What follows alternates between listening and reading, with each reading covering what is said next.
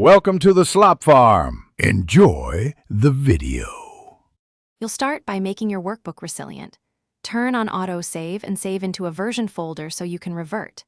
Next, import your raw file using the Data tab or Power Query. This prevents manual copy errors. Once imported, convert the dataset to a table with Ctrl+T so formulas use structured names and ranges auto-expand. This first set of steps removes fragile manual edits and sets up a stable foundation for formulas, filters, and future refreshes. Now transform and add logic.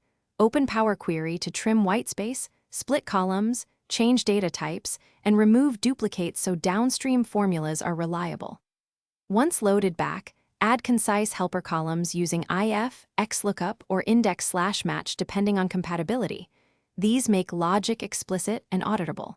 Then summarize with a pivot table and add slicers for interactive analysis. Make sure to name ranges or tables so formulas remain readable.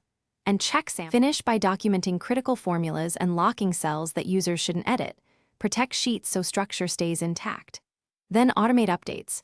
Use refresh all for manual runs, schedule refreshes for Power Query where supported, or attach a short VBA macro for repeatable tasks. If numbers look wrong, trace precedence and dependence, run evaluate formula, and confirm column data types. Mismatched types are a common culprit. Once fixed, export a clean copy and notify stakeholders of the